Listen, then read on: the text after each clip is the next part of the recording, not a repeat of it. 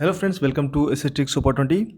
इस वीडियो में देखेंगे इंश्योरेंस से जुड़े हुए जो भी क्वेश्चंस आपकी परीक्षा में पूछे जा सकते हैं उनसे जुड़े हुए क्वेश्चंस यहाँ पे हम देखेंगे 15 क्वेश्चंस।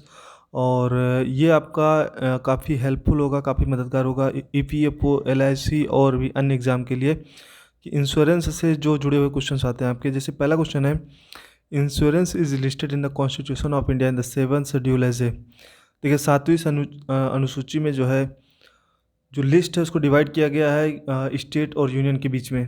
तो कुछ आपका सेंट्रल में है, यूनियन लिस्ट में है, जैसे 100 सब्जेक्ट्स हैं, और आपका स्टेट में है 61 सब्जेक्ट लगभग, और उसके बाद जो बाकी रेसिडुअल है मतलब कंकरेंट लिस्ट में है कुछ। तो यहाँ पे पूछा गया है कि इंश्योरेंस आपका किस लिस्ट में आता है। तो इंश्योरेंस आपका यूनियन लिस्ट में आता है, और इंश्योरेंस से जुड़ा हुआ जो भी आपका लेजिस्लेशन या फिर कोई नियम होगा वो कौन बनाएगा, उसको उसको यूनियन बनाएगा, केंद्र सरकार बनाएगी। ठीक है।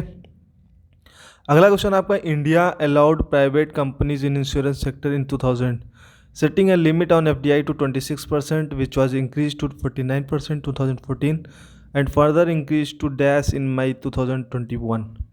तो मई 2021 में हाल ही में जो है कितना परसेंट जो है एफडीआई का कर दिया गया है इन्वेस्टमेंट जो है यहाँ किसमें, इंश्योरेंस सेक्टर में। तो ये आपका है 74%। ठीक है। तो सबसे पहले 1956 में जो है आपका 1956 में जो इंश्योरेंस था उसको नेशनलाइज किया गया था, और फिर उसके बाद 2000 में एफडीआई का जो लिमिट था वो 26% किया गया था, स्टार्ट किया गया था। उसके बाद 49% 2014 में किया गया था, उसके बाद इसको बढ़ा के 74% कर दिया गया है। ठीक है। तो ये 50% से ज़्यादा इन्वेस्टमेंट कर दिया गया, मतलब कि ये आपका 74% हो गया है। ठीक है, ये याद रखिएगा। अगला आपका द थर्ड क्वेश्चन जो है, the oldest existing insurance company in India is. जो सबसे पुरानी आपकी इंश्योरेंस कंपनी है जो कि 1906 में फाउंड की गई थी और अभी भी एग्जिस्ट कर रही है, तो वो आपकी नेशनल इंश्योरेंस कंपनी है। ठीक है। जो आपका जनरल इंश्योरेंस कंपनी है 1972 में लगभग आई थी, और लाइफ इंश्योरेंस कंपनी आपको पता है 1956 में आई थी। ठीक है। देखिए आपकी जो इंश्योरेंस कंपनी होती है पब्लिक सेक्टर और प्राइवेट सेक्टर में दो पार्ट में है। पब्लिक में आपका लाइफ इंश्योरेंस और जनरल इंश्योरेंस दो भागों में बढ़ता है। ठीक है। लाइफ का मतलब ये है कि आपका जो पर्सनल जो होता है कि किसी की लाइफ से जुड़ा हुआ आदमी का बीमा जो करते हैं वो लाइफ से होता है। अब कोई घर का, मकान का, प्रॉपर्टी का या अन्य चीज़ों का जो होता है वो जनरल इंश्योरेंस होता है। ठीक है। तो लाइफ इंश्योरेंस में जो पब्लिक सेक्टर में एलआईसी और पोस्टल लाइफ इंश्योरेंस जो पोस्ट ऑफिस की पीएलआई होती है ये है। बाकी जनरल इंश्योरेंस में national insurance, new India insurance corporation, oriental fire and general insurance corporation, और चौथा यूनाइटेड इंडिया इंश्योरेंस कॉरपोरेशन। ठीक है। अगला question, the government of India issued an ordinance in dash nationalising the life insurance sector and the life insurance corporation came into existence in the same year. तो government of India एक ordinance लेके आई थी किस वर्ष जो है life insurance sector को जो है नेशनलाइज किया जाए। तो यह था आपका 1956। इसी साल जो है एलआईसी भी आपका एग्जिस्टेंस में आई थी। तो इसका सही आंसर होगा 1956। अगला question, actuarial science is associated with. देखिए एक्चुरियल साइंस किससे जुड़ा है, तो ये आपका इंश्योरेंस से जुड़ा है। एक्चुरियल्स मतलब एक्चुरी वो पर्सन होता है जो कि ये डिसाइड करता है कि किस बीमा के लिए कितना प्रीमियम होना चाहिए, कितने दिन के लिए होना चाहिए, कितना सब कुछ होता है। वो इकोनॉमिक्स, स्टैटिक्स एंड मैथमेटिक्स से काफ़ी जानकार होता है, और वो डिसाइड करता है, कैलकुलेट करता है, मतलब कि कितना रिस्क हो सकता है किस बीमा में। ठीक है। तो ये सब कैलकुलेट कौन करता है, एक्चुअरी करता है। ब्लैंकेट इंश्योरेंस क्या होता है, ब्लैंकेट इंश्योरेंस क्या है, इसमें 4 ऑप्शन दिए हुए हैं, तो इसका सही आंसर डी होगा। देखिए ब्लैंकेट इंश्योरेंस में क्या होता है, जैसे एक ब्लैंकेट चादर के नीचे कई चीज़ें होती हैं। ठीक है। तो जैसे मतलब एक स्कीम के तहत अगर एक फैमिली के कई लोग हो गए, या फिर एक ऐसा इंश्योरेंस आपने कराया कि आपकी जितनी भी बिल्डिंग है उसमें सारी कवर हो गई, जितनी प्रॉपर्टी सारी कवर हो गई, उसमें बीमा हो गया आपका, तो ब्लैंकेट इंश्योरेंस होता है जिसमें 2 या 2 से अधिक चीज़ें होती हैं। ठीक है। अगर आपका रिस्क और damage covered by insurance policies called, एक रिस्क या डैमेज जो कि कवर किया जाता है इंश्योरेंस पॉलिसी में, उसको क्या कहते हैं, तो उसे पेरिल कहते हैं। पेरिल का इंग्लिश वर्ड अगर सिनोनिम से देखेंगे आप, इसका मतलब होता है डेंजर, खतरा। ठीक है। तो पेरिल इज स्पेसिफिक रिस्क और cause of loss covered by insurance policy such as fire, wind storm, flood और थेफ्ट। अगला क्वेश्चन है which committee is associated with insurance sector. Insurance sector से जुड़ी हुई कौन सी कमेटी है, तो आपकी ये है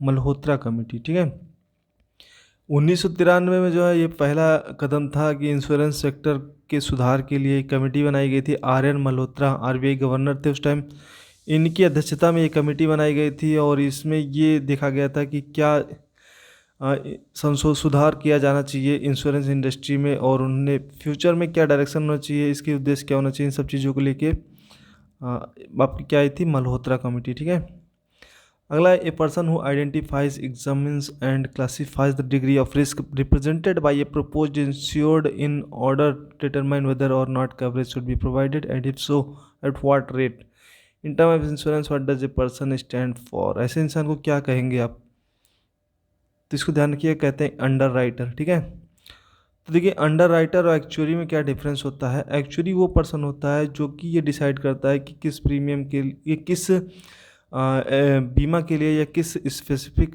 स्कीम के लिए कितना प्रीमियम होना चाहिए, कितने साल का होना चाहिए, कितना रिस्क हो सकता है उसमें, ये सारी चीज़ें एक्चुअली डिसाइड करता है। वहीं अंडर राइटर ये डिसाइड करता है कि किस पर्सन को कौन सा बीमा दिया जाना चाहिए। ठीक है, वो किसके लिए फिट है, एक अप्लीकेंट्स के लिए कौन सा बीमा फिट है, वो कौन डिसाइड करता है, अंडर राइटर। तो ये दोनों डिफरेंस होता है, एक्चुअरी और अंडर राइटर। ये टर्म याद रखिएगा, इंश्योरेंस में काम आता है। और which insurance policy gives holder the benefit of both insurance and investment. कौन सी इंश्योरेंस पॉलिसी है जो दोनों का बेनिफिट देती है, इंश्योरेंस और इन्वेस्टमेंट दोनों का, तो ये होता है आपका ULIP, unit linked investment policies. Unit linked investment policies होती है यूलिप। ठीक है, ध्यान रखेंगे यूलिप क्या होता है, जिसमें ऐसा इंश्योरेंस पॉलिसी होती है जिसमें दोनों इंश्योरेंस और इन्वेस्टमेंट दोनों पॉसिबल होता है। ठीक है, दोनों को फ़ायदे मिलते हैं। अगला क्वेश्चन है विच of the following is the regulator of insurance sector in India. Insurance sector को कौन रेगुलेट करता है इंडिया में, तो ये करता है आपका IRDAI। IRDAI मतलब फुल फॉर्म होता है insurance regulatory and development authority of India. ये एक रेगुलेटरी बॉडी है अंडर मिनिस्ट्री ऑफ फाइनेंस और इसकी स्थापना जो थी 1999 में और ये 2000 में आया था। ठीक है, तो ये एक्ट आपका आया था 1999 में और इसमें इसकी हेडक्वार्टर देखिए कहाँ पे है, हैदराबाद में। तो पूछ सकता है IRDA का हेडक्वार्टर कहाँ पे है, तो ये हैदराबाद में। आपको कमेंट करना है कि IRDA के चेयरमैन कौन है इस टाइम। ठीक है, साथ ही साथ कमेंट करिएगा LIC के हेड कौन है। तो ये दोनों आप कमेंट करके बताइए इस टाइम प्रेजेंट में जब आप वीडियो देख रहे हैं तो कौन है इसके chairman. What are the main functions of perform by the IRDA के फंक्शन कौन से होते हैं, तो यहाँ पे जो ऑप्शन दिया आपके protect the right of policy holder, education of insurance related matters, promoting insurance business, तो सारे काम होते हैं IRDA के। तो ये काम होते हैं, यहाँ पे आप पढ़ सकते हैं। Protect the right of the policy holder, policy holders के राइट्स को प्रोटेक्ट करना और रजिस्ट्रेशन करना इंश्योरेंस कंपनीज का, उसको कैंसिल करने का हक और प्रमोट करना किस तरह के इंश्योरेंस होने चाहिए, और ये सारी चीज़ें किसकी होती हैं, इंश्योरेंस की होती हैं। तो इंश्योरेंस को रेगुलेट करना भी ज़रूरी होता है क्योंकि आपका इंश्योर किया जा रहा है, तो वहाँ पे इसको रेगुलेट करने के लिए कौन होता है, IRDA। IRDA का फुल फॉर्म क्या होता है, insurance regulatory and development authority of India. ठीक है, इसका स्थापना 1999 और headquarter Hyderabad. Next, which of the following is correct full form of IGMS। अब IGMS का फुल फॉर्म पूछता है तो इसमें होगा आपका इंटीग्रेटेड, देखिए इंटीग्रेटेड ग्रीवियंस मैनेजमेंट सिस्टम। ठीक है, ये एक टूल होता है, it is a grievance redress monitoring tool, मतलब कि जो शिकायतें होती हैं उनको दूर करने के लिए IRDA होता है। IRDA का टूल है IGMS, इंटीग्रेटेड ग्रीवियंस। ग्रीवियंस मतलब शिकायत होता है, मैनेजमेंट सिस्टम। ठीक है, याद रखिए इंटीग्रेटेड ग्रीवियंस मैनेजमेंट सिस्टम।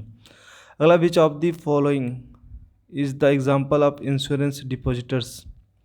इसमें कौन सा एग्जाम्पल इंश्योरेंस डिपॉजिटर्स का है, देखो इंश्योरेंस डिपॉजिटरीज। तो इंश्योरेंस डिपॉजिटरीज जो होते हैं वो इस तरह से, देखिए कंपनी एक्ट 1956 के तहत बनाए गए हैं। तो ये सारे जो दिख रहे हैं CIRL, NSTL, SHCIL, कैरबी, CMS, ये सब क्या है, इंश्योरेंस डिपॉजिटरीज है। ठीक है,